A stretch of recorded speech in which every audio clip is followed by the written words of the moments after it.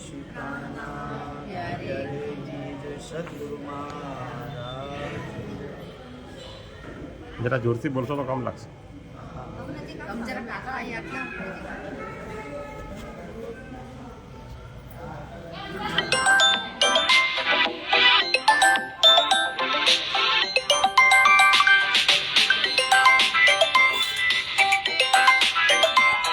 श्री महामती कहे मोमिनो ऐसी कुंजी इलामा, ए मेहर देखो महबूब की, तुमको पढ़ाए आप खसामा, तुमको पढ़ाए आप खसामा। अब कौन दरिया सातमा, बोलो श्री प्राणनाथ प्यारे की जय। धामधनी श्री राजी महाराज पूर्ण ब्रह्म सच्चिदानंद श्रद्धांजलि स्वरूप में आए हुए सभी सुंदर साथ जी, आज हम सब सुंदर साथ के बीच से श्री आदरणीय रमण भाई सोलंकी, उनकी आत्मा इस संसार को छोड़ करके, नासवान शरीर को छोड़ करके, हम सब सुंदर साथ को छोड़ के राज्य महाराज के चरणों में पधारिए। उस आत्मा को सदा परमात्मा अनंत सुख प्रदान करे, ऐसी प्रार्थना के साथ सातवें सागर का एक प्रसंग है। इस प्रसंग के अंदर वाणी लिखा है,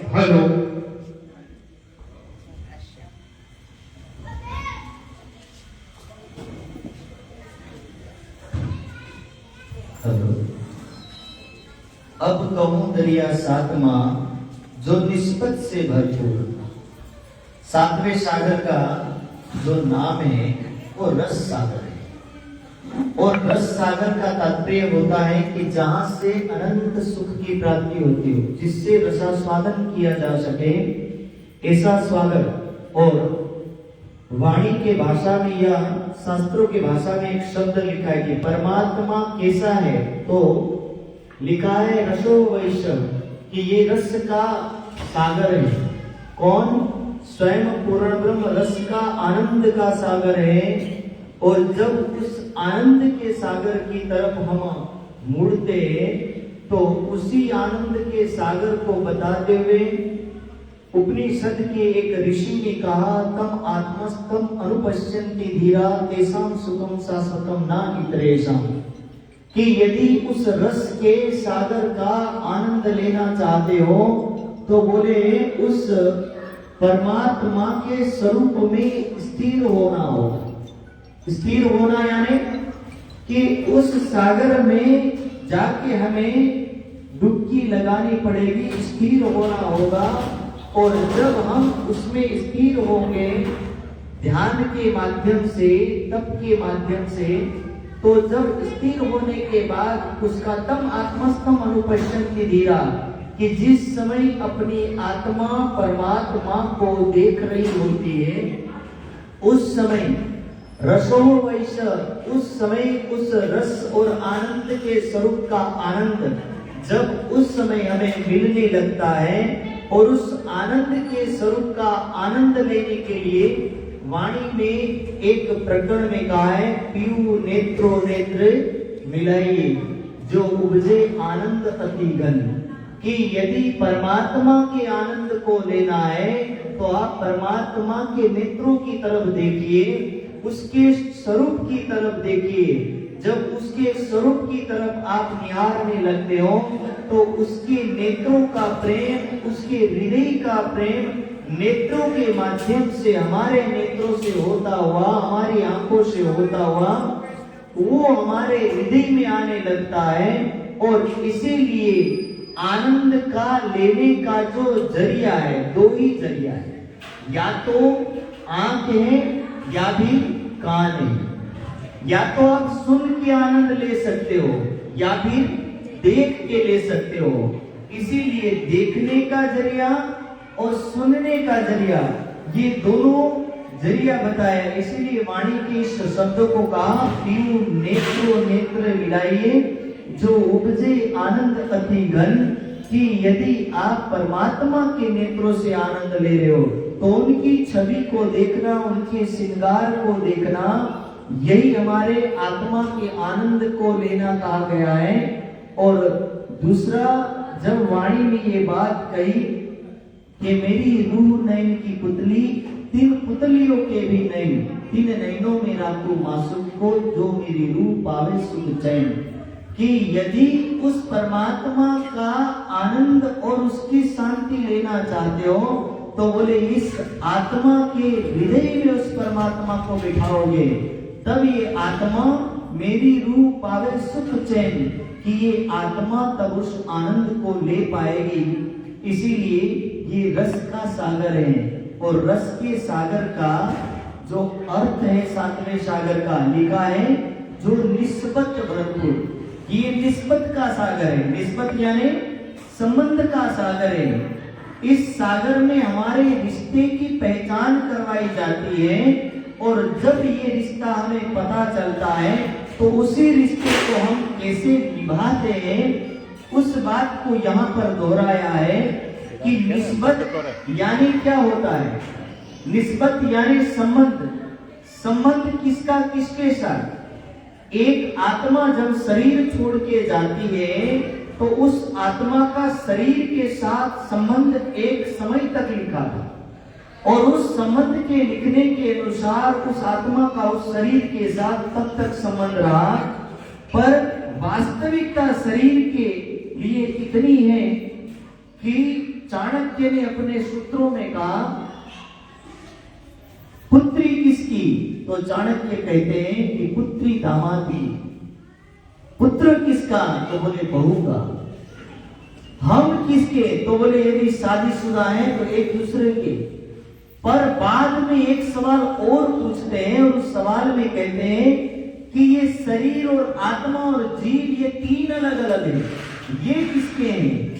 तो वहां जाकर के चाणक्य ने कहा कि शरीर की बात सभी को समझ में आती है कि शरीर शमशान का है, पर बोले अंदर बैठी दो शक्तियां वो किसकी है? तब जाकर के अनेक लोगों ने अनेक संबंधों के बारे में बताया।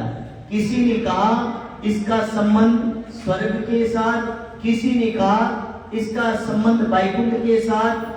जो जो व्यक्ति जिस जिस संबंध को जानते थे, जितने इष्ट भगवान देव थे, उन सभी भगवानों के साथ जीव का संबंध सभी ने बताया, और आत्मा का संबंध भी उन्हीं देवी देवताओं के साथ जोड़ के बता दिया। पर ये संबंध कुछ अलग है और ये रिश्ता कुछ अलग है। इसीलिए इस रिश्ते की जब बात कही जाती तो वाणी में लिखा पांचों मिले पांचों मेरू असल छोड़े नहीं अपनी, कि पांच तत्वों से बना शरीर इस संसार के पांच तत्वों में वापिस समाहित हो जाता है, विलीन हो जाता है, पर रूह असल छोड़े नहीं। कि रूह असल नहीं छोड़ने का तात्पर्य कि आत्मा अपने असल संबंध निस्बत को नहीं छोड़ती है। और असल संबंध क्या है, तो बोले इस आत्मा का असली संबंध जो है वो परमात्मा के साथ है।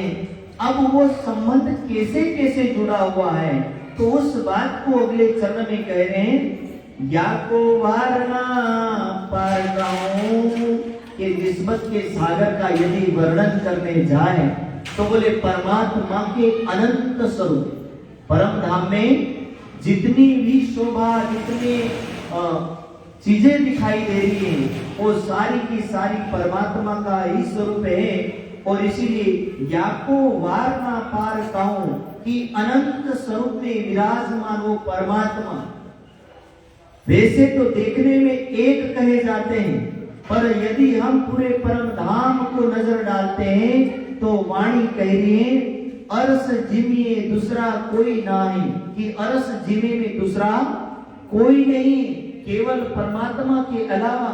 और जितना भी दिख रहा है, चाहे वो परम धाम का जरे जरे कण कण, हर वृक्ष, हर भवन, हर चीज वहां की परमात्मा के स्वरूपमयी है, और जब उस स्वरूपमयी है तब कह रहे इसका वर्णन करते हुए अगले चरण में, जो नूर के नूर को नूर, एक शब्द दोहराए कि जो नूर स्वरूप है।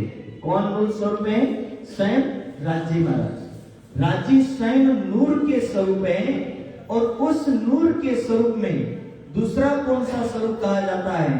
तो बोले उन्हीं का आनंद स्वरूप जो है, वो आनंद स्वरूप में जब राज्य लीला करने लगती है तो उस आनंद स्वरूप नूर स्वरूप का नाम क्या पड़ता है? श्यामा महारानी। और जब परमात्मा अनंत रूप से लीला करने लगते हैं, जैसे सागर जब अपनी लहरों के साथ क्रीड़ा करने लगता है, तब उस सागर को भी कई बार लहर ही बोला जाता है। और इसी प्रकार जब परमात्मा अनंत रूप से आनंद की लीला करते हैं, तो उस आनंद के स्वरूप के अंग स्वरूप श्यामा जी के अंग हो सुंदर सात। तो ये तीसरे नंबर का जो शब्द पड़ा है, नूर के नूर को, यानी अक्षरातीत के आनंद स्वरूप श्यामा महारानी, और उस आनंद स्वरूप श्यामा महारानी के अंग कौन है? सुंदर सात। तो उसी शब्द को दोहराते हुए कहें कि नूर को नूर, कि उस नूर स्वरूप परमात्मा का आनंद स्वरूप, और आनंद स्वरूप का जो अंग है वो कौन है? सुंदर सात है। उन सुंदर सात से लेकर के हर कण कण को यहाँ पर संबंध के बारे में बताते हुए कि संबंध क्यों बताना चाहिए, तो कह रहे कि अधिकतर व्यक्ति को ऐसा महसूस होता है कि हम स्वर्ग में जाएंगे, किसी को लगता है हम वैकुंठ में जाएंगे। लेकिन ये बात अवश्य समझ ले कि जीव का घर है नींद में, आत्मा घर श्री धाम। अब संबंध की पहचान करवा रहे हैं कि जीव का घर है नींद में, आत्मा घर श्री धाम। कि इस शरीर को तो आप समझ गए कि संसार में जलने के बाद ये शरीर उसी के संबंध को पूरा कर दिया। उसके बाद जो संबंध रहता है, बोले आदि नारायण के अंश स्वरूप जितने जीव हैं ये आदि नारायण तक रहते हैं, लेकिन आत्मा घर श्री धाम की आत्मा परम धाम का अंग है, परम धाम की है। और उस आत्मा को आप यदि किसी देव के साथ, किसी इष्ट के साथ, किसी देवी के साथ कह रहे कि ना इसका संबंध इसी के साथ ही होगा, तो बोले इसका संबंध इसके साथ नहीं जुड़ेगा, क्योंकि ये स्वाभाविक चीज है। मैं कई बार इस बात को दोहराता हूँ कि सूर्य की किरणों में और चंद्रमा की चांदनी में जमीन और आसमान का फर्क। सूर्य की किरणें सूर्य के साथ अच्छी लगती है, शोभायमान होती है, सूर्य की किरणें सूर्य के साथ रहेगी, और चंद्रमा की चांदनी चंद्रमा के साथ रहेगी। चंद्रमा की चांदनी को यदि हम सोचे कि सूर्य की किरणों के साथ जोड़ दें, तो बोले ये संभव नहीं है। जो जिसका संबंध जिसके साथ हो उसका संबंध उसी को ही सुहाए, किसी और का संबंध किसी और के साथ जोड़ सकते नहीं है। इसीलिए जीव चाहे तो परम धाम में रह नहीं सकता, और आत्मा चाहे कि मैं वैकुंठ और स्वर्ग में जाके रह लूं तो भी नहीं रह सकती, क्योंकि इनका संबंध है नहीं। इसलिए जिसका जहां पर वर्णन लिखा है उसी के अनुसार आत्मा और जीव को अपनी अपनी जगह पर जाना होगा, ये निश्चित है। वाणी ने इस बात को दोहराया कि निस्बत के स्वरूप को परम धाम में रहने का लिखा है, पर जो निस्बत के स्वरूप नहीं वो क्या करे, तो बोले वो परम धाम जा सकते हैं, परम धाम घूम सकते हैं, राज्य को देख सकते हैं, लेकिन बोले निस्बत के स्वरूप को देख सकते नहीं है, क्योंकि ये राज्य की लीला है। और इस लीला के अनुसार कोई भी जीव परम धाम में रह नहीं सकता। इसीलिए शास्त्रों में लिखा है कि अयोध्या नाम की जो नगरी है, उस नगरी में केवल आत्माएं रह सकती, उसमें तीसरा नहीं जा सकता। और किसी तीसरे नहीं जाने का कारण केवल ब्रह्मवाणी ही वर्णन करती है ऐसा नहीं, उसको वेद भी वर्णन करता है। वेद में एक जगह लिखा है पूर्णमद पूर्णमिदं पूर्णात् पूर्णम् उदच्यते, कि पूर्ण स्वरूप में से ना कोई कुछ निकाल सकता है और ना ही उसमें कोई कुछ ऐड कर सकता है, ज्यादा कर सकता है। निकालना और डालना ये दोनों ही काम परमात्मा की लीला में नहीं होता है, क्योंकि ये सब कहाँ होगा, योग माया के ब्रह्मांड में होगा। आत्माएं परम धाम जाएगी, पर जीव योग माया के ब्रह्मांड में अखंड मुक्ति पा सकते हैं और अखंड मुक्ति उनको वही मिलेगी। इसीलिए जो संबंध की बात कही गई कि आत्मा चाहे कि पहली भी अच्छी लग रही, तो बोले ना ये आपके लिए बनी नहीं, उनको परम धाम में ही जाना होगा। और जब वो परम धाम में जाएंगे तो इसीलिए उन सभी आत्माओं का यहाँ वर्णन लिखा है कि कैसे हक के निस्बत वास्ते कई बंद बांधे माए खेल, कि अक्षरातीत ने अनेक इस दुनिया के बंध बांधे। बंध बांधना यानी अपने प्रेम की पहचान दी उन्होंने। कहां कहां दी, तो बोले पहली बार जब ब्रज में आए तो ब्रज में अपनी प्रेम की पहचान देने के लिए सखियां चाहती है कि हम गोवर्धन को माने। श्री कृष्ण जी चाहते कि गोवर्धन के माध्यम से मुझे माने। तो ये राज्य ने इंद्र की पूजा से रोका, इंद्र से पूजा से लेकर के गोवर्धन तक ले गए। धीरे धीरे गोवर्धन तक ले जाने के बाद जब लास्ट टाइम आया, यमुना के किनारे हम सबको खड़ा करके पूछा कि मैं आपके साथ रासलीला करना चाहता हूँ। हम सब सुंदर साथ ने कहा सब कुछ हो सकता है पर रासलीला नहीं हो सकती। तब राज्य ने कहा कि क्यों नहीं हो सकती, तब कहा हम कुलवधूनार है, हमारे सास ससुर परिवार सगे संबंधी है, रात्रि के समय में आकर के हम आपके साथ रास की दामद नहीं कर सकते। तब राज्य ने कहा कि कोई बात नहीं, आप रास नहीं कर सकते। तब पहला जो बंध बांधा, प्रेम का जो बंधन बांधा था, इस बंधन से सखियां यहाँ छूट जाती है, मुकर जाती है।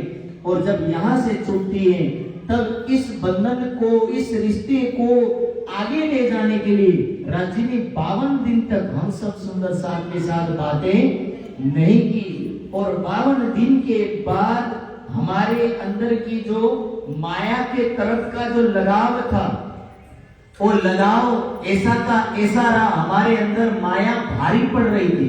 क्योंकि ये तो वाणी ने स्पष्ट कर दिया, उस समय वाणी आई नहीं तो इसलिए पता नहीं चल रहा था, पर अब वाणी में लिख दिया लगोगे जो दुख को तो दुख तुमसे लागसी, याद करोगे निज सुख को तो दुख तुमसे भागसी।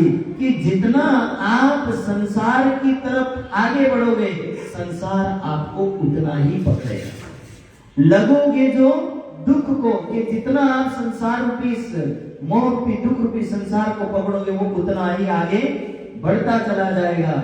लेकिन याद करोगे निज सुख को, जिस समय आप परमात्मा को, परमात्मा के घर को, परमात्मा की लीलाओं को याद करने लगोगे तो दुख तुमसे भागसी।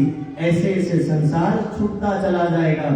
उस समय ना कंठी ना माला ना भक्ति, प्रेम के स्वरूप में बंधी आत्माएं परमात्मा के प्रेम में लगी हुई थी, लेकिन संसार के मोह का जो बंधन था वो बंधन टूट नहीं पा रहा था।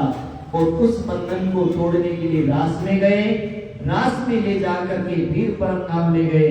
फिर परम धाम में ले जाकर के पूछा सखियों कैसा लगा, तो बोले ये ब्रह्मांड अच्छा तो लगा पर दुख इतना हमने नहीं देखा है और दुख देखना है। तब कह रहे अव्वल दिखाया लील में निस्बत जान इश्क। शुरुआत में संबंध को बताते हुए राज्य ने उसको प्रेम की भाषा समझाई। दूसरी बेर दिखाया और दूसरी बार जब दिखाया तो रास के स्वरूप को दिखाया, वास्ते निस्बत। फिर तीसरे ब्रह्मांड को जब वर्णन किया तो भी क्या करें, संबंध के कारण। कोई कितना भी झेल सकता है लेकिन कब तक, रास्ते चलता हुआ व्यक्ति अपने ऊपर गर्म हो तो हम उसको तुरंत जवाब देते, लेकिन वही घर में कोई व्यक्ति गर्म हो जाए तो हम सोचते हैं कि नहीं रहने तो नहीं, अपना ही। ठीक है, तो वो संबंध है, संबंध के कारण हम सुनने को मजबूर है, लेकिन संबंध ना हो वहां को सुन सकते नहीं। राजी कह रहे कि आपने एक बार मांगा, चलो ठीक है, मैंने 2 बार दिखाया, संबंध के कारण से बोले 2 बार में भी आपकी इच्छा पूर्ण नहीं होगी। इस संबंध के कारण से बोले वास्ते निस्बत बेर तीसरी, कि तीसरी बार में आपको इसीलिए दिखा रहा हूं क्योंकि ये संबंध है। आप आत्माएं जाना चाहती, इसीलिए मैं लेकर के आया हूं। खेल दिखाया हक, किसने दिखाया? अक्षरातीत ने इस खेल को दिखाया। और इलम बढ़ाई इश्क, देखा कुछ बका का बेशक, कि इलम और इश्क दोनों, प्रेम और ज्ञान दोनों भेज दिया। अब दोनों में से आप क्या लेना चाहते हो? तो बोले दिखाया कुछ बका का बेशक, ज्ञान के माध्यम से परमात्मा ने अपनी अंदर की परम धाम की हर बातों को बताया और अपने स्वरूप की बातों को भी बताया, अपनी प्रेम की बातों को भी बताया। कैसे बताया? तो जैसे वाणी में लिखा है, मैं रह ना सकूं रूह हो बिना रूहे रह ना सके मुझ बिन, कि आत्माओं के बिना मैं खुद नहीं रह सकता और आत्माएं मेरे बिना नहीं रह सकती। हाँ, राज्य कह रहे तब तक ठीक है, लेकिन ये दूसरा चरण मुझे कठिन लगने लगा। मैं आत्माओं के बिना नहीं रह सकता, ये लाइन बिल्कुल घटित है, लेकिन आत्माएं मेरे बिना नहीं रह सकती, ब्रह्मांड में आने के बाद रह सकती है। बोलो श्री प्राणनाथ। यहाँ सब संभव है, ऐसा नहीं है कि नहीं रह सकती। यहाँ तो जाने की बात कही जाती है, व्यक्ति सोचता है कि अभी और थोड़ा 2 वर्ष निकल जाता अच्छा, तो इसका मतलब कि आत्माएं रह सकती हैं, बस राजी नहीं रह सकते।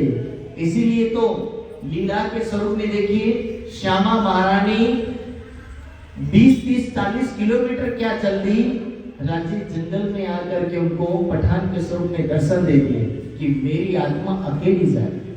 उस आत्मा के बिना राजी नहीं रह पाए, पर कारण इतना था, वो आत्मा नहीं रह पा रही। उस आत्मा को भी उतनी लगन थी और परमात्मा को भी उतनी लगन थी, दोनों की बराबरी की लगन थी।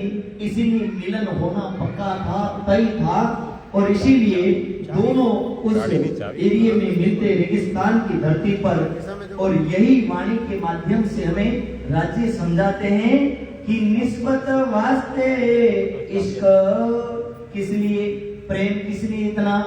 तो बोले इतना प्रेम इसीलिए केवल संबंध के कारण, वरना बोले सबको बुलाने के लिए मुझे घर घर आने की जरूरत नहीं। ये निस्बत का संबंध है, इसीलिए मुझे घर घर जाकर के जगाना पड़ा, हर घर में आया। और यही संबंध का कारण, यही प्रेम का कारण था। निस्बत वास्ते इल्मा, कि ज्ञान क्यों भेजा? तो बोले इतने सारे शास्त्र थे, सब कुछ था। जब उन शास्त्रों में, बहुत शास्त्रों में लिखा भी है कि परमात्मा का घर इस दुनिया से परे है, कईयों में ऐसी बातें भी लिखी, फिर बोले ज्ञान क्यों बताया जा रहा है? तो इसीलिए ये इलम को बताया जा रहा।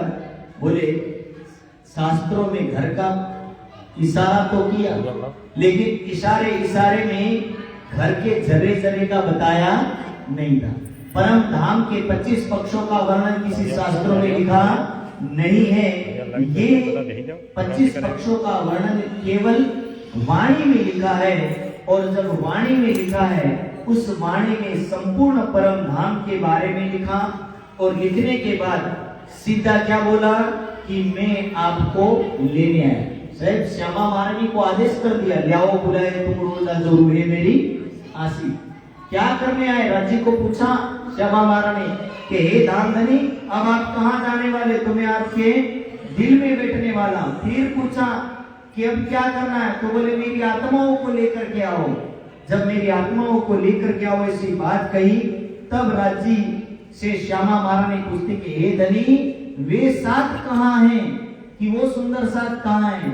तब राज्य ने कहा मैं भेजूंगा तमाम, कि मैं उन आत्माओं को भेजूंगा।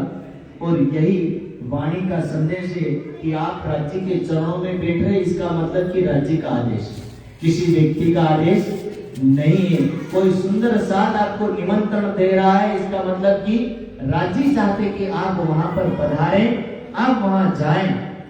और इसी निस्बत के स्वरूप की पहचान यही दे रहे हैं कि ए इलम अंदर यो कहते कि जो ज्ञान स्वरूप जो ज्ञान है वो क्या कहना चाहता है, तो कह रहे हैं कि ये ज्ञान के स्वरूप के माध्यम से हम सब सुंदर साथ को अपनी पहचान देते हुए राज्य समझाना चाहते हैं कि आपका संबंध किसी इंसान के साथ नहीं, आपका संबंध दुनिया के सगे संबंधियों के साथ नहीं, ये सारे संबंध एक दिन टूट जाते हैं।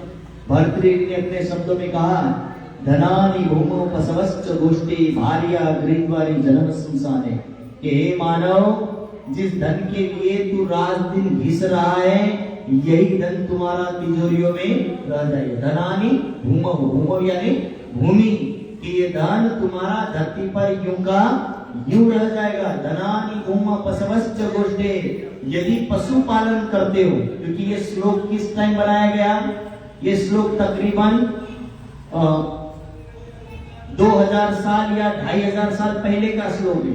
इसीलिए कह रहे हैं ज्यादातर उस समय सबसे बड़ा धनी वो माना जाता था जिसके पास पशु होया करते थे।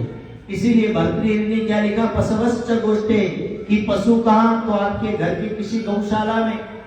और अगले चरण में लिखा भार्या गृहद्वारी, की पत्नी कहाँ तक, तो बोले घर के दरवाजे तक, घर से 100 किलोमीटर दूर तक, या 200 या 300 किलोमीटर, अरे 300 मीटर तक, या ज्यादा से ज्यादा 100 मीटर, 200, 300, 500 मीटर तक दूरी तक आएगी। अगले शब्दों में कहा तो बंधु बांधव कहाँ तक, तो कह रहे कि शमशान है, कि वो शमशान तक। आगे कौन जाएगा, तब भर्तृहरि कहता है कि केवल जीव अकेला जाएगा। और जब अकेला जाएगा तब राज्य कह रहे कि चिंता ना करो, तुम्हें अकेले जाने की जरूरत नहीं है, मैं तुम्हें लेने के लिए आया हूँ। और जब लेने के लिए आया हूँ तो वाणी के शब्दों में राज्य ने क्या कहा, चलो चलो रे साथ आपन जाइए धाम। राज्य ने अपने ही शब्दों में अपने ही सुंदर साथ को कहा, ना तुम अकेले जाओगे, ना किसी को अकेले जाने की जरूरत है। पड़ोसी भेले जालसी भेले, हम आए सब एक साथ और जाएंगे भी एक साथ। बस ये कि हम सब सुंदर साथ को इस संसार के खेल का आनंद लेते हुए संसार की लहरों में नहीं फंसना है, और ना फंसते हुए हम इस संसार के सारे कार्यों को करते हुए यहाँ बैठे बैठे इति ही बैठे घर जागे धाम, यही बैठे बैठे परमात्मा की भक्ति भावना साधना तप करते हुए उस परमात्मा को समझे। और जब उसको समझ लेंगे तो निश्चित रूप से परमात्मा की हर चीज हमें प्राप्त होगी। बहुत लहरी इन सागर की। अब वाणी के शब्दों में राज्य कह रहे हैं कि जहां मैं हूं, जहां मेरा संबंध है, वहां कौन कौन आता है, तो कह रहे मेर इश्क इलम, कि वहां मेरी कृपा, वहां मेरा इलम, वहां मेरा प्रेम, शोभा तेज सुख कई बका, परम धाम के अनंत सुख उस घर में, उस हृदय में विराजमान होते हैं। इन निस्बत में जात खसमा, कि ये निस्बत के स्वरूप जो होंगे वहां आपको सारी चीज मिलेगी। और जब इतना आनंद परमात्मा दे रहे हैं, इस संसार की कठिनाइयों को हम समझ पा रहे हैं। एक आत्मा शरीर छोड़ती है, दुनिया के उन सभी संबंधों को छोड़ती है और हमें ये बता के जाती है कि मेरा संबंध परमात्मा के साथ है। तो हर सुंदर साथ को यही समझना है और यही समझ करके वाणी के संबंध के सागर को समझते हुए कि मूल संबंध को जान, और बोले मूल संबंध को जान। मूल संबंध यानी राज्य के मूल संबंध को पहचान लो, यही हमारा रिश्ता है।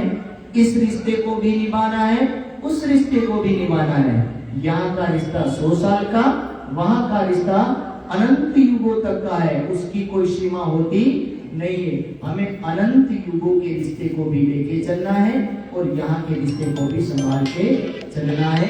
यही वाणी का और राज्य का आदेश है। तो इन्हीं के साथ इस वाणी को यही विराम देते। बोलो श्री प्राणनाथ प्यारे की जय।